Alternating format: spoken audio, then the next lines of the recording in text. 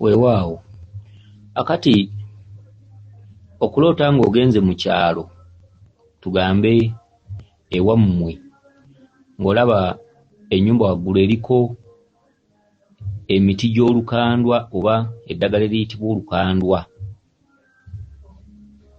Ekitundutundu ky'okuyingira mu nnyumba naye nga eriko olukandwa katundutundu akakulaga nti babeera babanja essabo lya lubaale, era nga essabo lya lubaale lye lirijjawo okusoomoozebwa abantu kwe musanga. Ekirooto ky'ono omukyala kiraga nti yaloota ng'alina siisita we. Waliwo siisita we, ono omukyala yaloota nga atutteyo omwana we. Ogambye nti waloota siisita we yaloota nga omutwalidde omwana wo naye ng'omwana wo alina ekintu ekizimbye oba ku mutwe, kyonna kye kiri naye nga alina ekintu ekisimbye naye nga kirabika kirwadde oba bulwadde. Naye ate gw'ogambye nti mbuliwo omwana omulwadde mulala, kati kyonna kye kimu kitegeeza ekintu kye kimu. Gwe baaloota si mulwadde, gwe bataaloota ye mulwadde. Naye ate mu ngeri y'emu n'olootamu omusajja ayitibwa Kiganda. Kakati erinnya lya Kiganda bannyini babeera beddira ŋŋonge. Oyinza okuloota na Kiganda oba oyinza okuloota Kiganda. Kati ogwo muzimu. Omuzimu gwe gujjira mu linnya lya Kiganda. Erinnya lya Kiganda litambulira mu kitundu ky'omwenge. Nakiganda, Kiganda gwe mwenge omuganda. Okitegedde nabagamba amannya gayina amakulu mangi. Kiganda azzenga muzimu, omuzimu gwa jjajjammwe. Kakati waliwo omuzimu ogukubanja naye nga gukwatidde mu baana. Kwe kuloota ng'ozze eka muyingidde mu nnyumba naye nga waggulu oba wabweru waayo eriko olukandwa.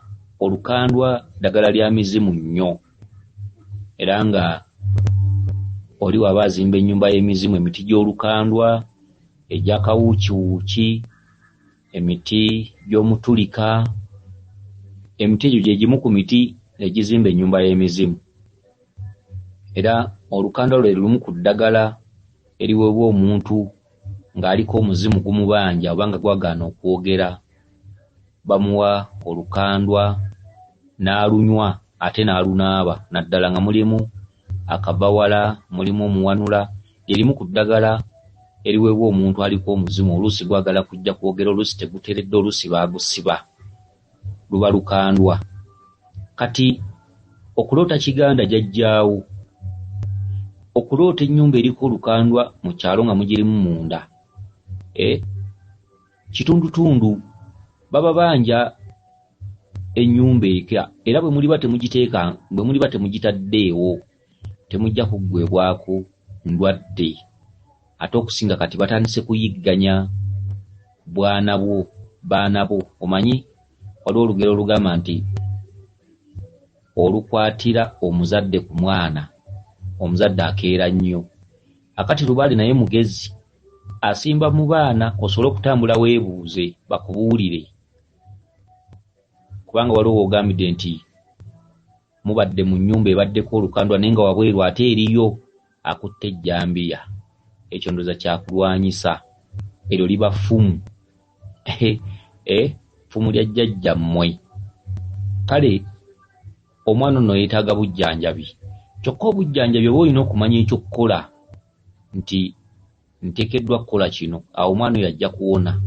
Bw'onootambuza omutambuze nti kuvumula bulwadde kuvaawo, kuwonya bulwadde, tebujja kugenda. Ajja kutunulamu entunula bbiri, musawo ajja mumuwa eddagala awo atunulemu abeerenga awona, era obulwadde buddemu bukomewo. Ate buyinza n'okuddiramu anga endala.